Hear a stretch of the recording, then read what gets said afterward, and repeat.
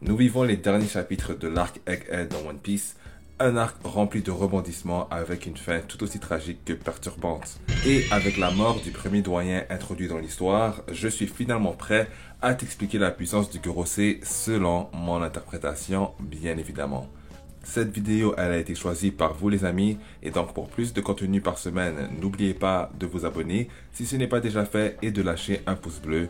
Et sans plus attendre, nous avons ici les 5 personnages les plus proches de la figure mystique Imu, qui semble pour l'instant être le roi du monde de One Piece. Ce qui est certain, c'est qu'ici nous avons 5 personnages qui se sont vus attribuer des pouvoirs Zoan mythologiques sans pour autant avoir mangé un fruit du démon. 5 Zoan qui ont en commun le fait d'être reconnus comme des yokai dans la mythologie japonaise. Spectres ou monstres désignent tout ce qui rapporte à des phénomènes étranges ou anormaux. On remarque que les doyens sont tous capables de se régénérer, bien que non immunisés contre la douleur.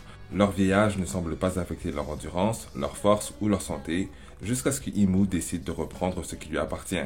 Comment peut-il faire ça? Est-ce simplement un démon ou bien a-t-il mangé le fruit du démon le plus puissant de l'histoire? Laisse-moi savoir ce que t'en penses en commentaire, ce sera le sujet d'une autre vidéo. Sinon, les doyens semblent aussi être connectés par la pensée. Ils peuvent aussi s'invoquer au besoin, comme l'a fait Saturne sur Egghead. Au minimum, l'un d'eux a besoin de se déplacer sur les lieux, donc on ne parle pas de téléportation, et ce n'est également pas spécifié si le pouvoir d'invocation c'est quelque chose qu'ils sont capables de faire à répétition. Évidemment, ça ne s'arrête pas là. Chaque doyen semble avoir un pouvoir particulier, lui permettant de poser une menace bien distincte sur le champ de bataille. Saturne peut directement attaquer les nerfs de ses ennemis par télékinésie et dispose aussi de venin et de poisons explosifs. Jupiter est capable de créer de puissants vortex, il peut également voyager sous la Terre. Mars, quant à lui, est l'unique créature ailée du Gorosei, aussi capable de cracher du feu. Vénus Juro semble pouvoir se déplacer minimum à la vitesse du son et possède aussi des pouvoirs liés au froid ou à la glace. Si ce n'était pas tout, c'est aussi un épiste remarquable, faisant de lui le seul doyen jusqu'à l'arrivée de Garling, à savoir se battre sans ses pouvoirs donnés par Imu. Et finalement, Warkuri aka Pumba nous montre le plus puissant acquis des rois parmi les 5, la capacité de se recouvrir de flammes, en plus d'avoir une résistance surclassant celle de Kaido. Et comme le suggère leur apparence, ils ont aussi tous la force accrue de Zoan éveillé, sans pour autant souffrir les conséquences de la fatigue, et il n'est pas fou d'imaginer qu'ils ont tous un acquis des conquérants comparable, bien que pas totalement équivalent, et de ce qu'on a pu remarquer grâce à Jinbei, Mars, qui est loin d'avoir été le plus marquant du Gorosei sur Egghead, semble déjà avoir un acquis plus que monstrueux. Avant de parler de l'éléphant dans la pièce, il faudra aussi parler du point faible de ces personnages. Roulement de tambour. Le haki, bien évidemment. Cela peut sembler comme une solution facile ou paresseuse, mais le seul personnage à avoir montré cette quantité de haki est mort depuis longtemps. Donc du coup, on retourne à la case départ.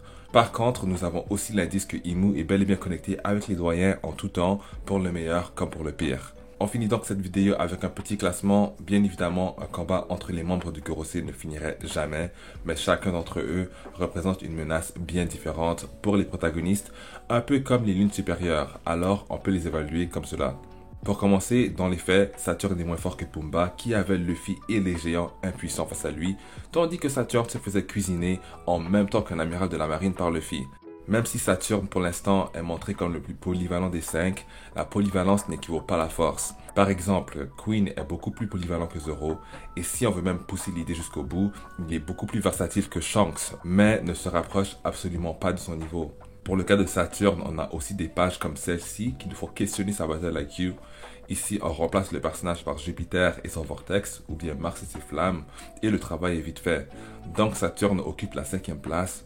Le voir perdre son taf en premier en dit quand même long.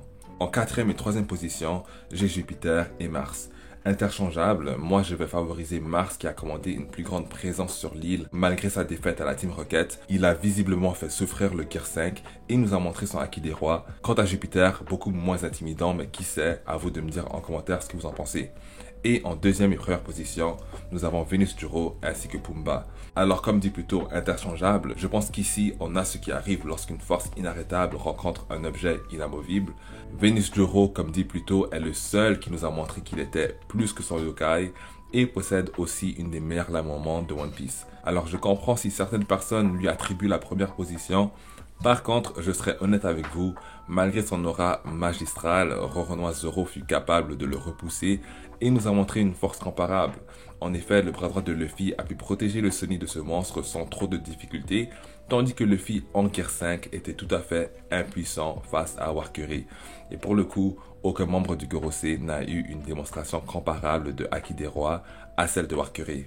Alors voici à quoi ressemble mon classement, et avec la dernière addition Figarland Garling, on a peut-être le personnage de One Piece le plus puissant après Imu. Tout va dépendre de comment est-ce que le pouvoir de Barbe Noire affectera le Gorosei.